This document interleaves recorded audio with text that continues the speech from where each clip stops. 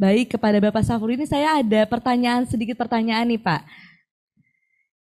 Jika kita menemukan konten ataupun hate speech yang melanggar standar atau panduan komunitas atau Undang-Undang ITE, apakah langkah-langkah yang harus kita lakukan selanjutnya? Terus atau adakah platform-platform tertentu yang bisa digunakan untuk pengaduan hate speech tersebut, Pak? Ya, terima kasih Mbak Safina.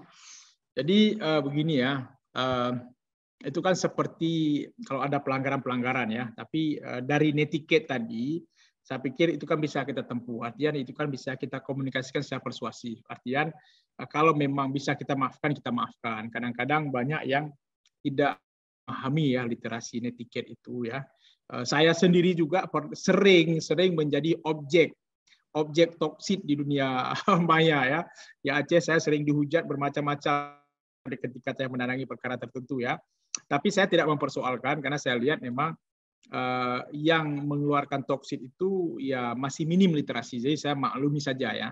Tapi saya kenal paling saya inbox ya, saya kasih pemahaman sedikit ya. Jadi ya sejauh masih bisa kita komunikasikan.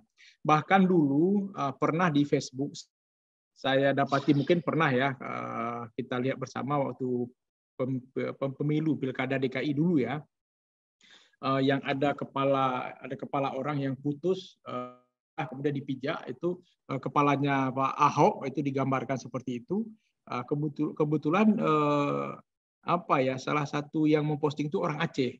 Jadi saya kasih somasi terbuka. Saya bilang ini kamu harus, karena dia bilang ini akan perang Aceh kalau Ahok menang, kalau saya nggak salah waktu itu ya. Jadi saya somasi dia untuk menyatakan bahwa pernyataan tentang Ahok mengancam itu tidak bagus ya. Akhirnya datang ke kantor saya, dia minta maaf ya. Sampai waktu itu dari Mabes Polri juga ada kawan dari Mabes Polri juga ketemu dengan saya di Jakarta, minta identitas si penyebar itu ya. Kemudian saya katakan sudah berpanjang lagi, dia masih muda orangnya, memang masih muda, orang masih kuliah. Jadi mungkin karena menggebu-gebu tadi ya, menggebu-gebu ketika ada satu pernyataan yang dia tidak saring lagi. Nah, itulah yang pentingnya literasi. Ya, ketika dia tidak membandingkan informasi dengan pengalaman dengan literasi yang lain, sehingga informasi yang didapat seolah betul.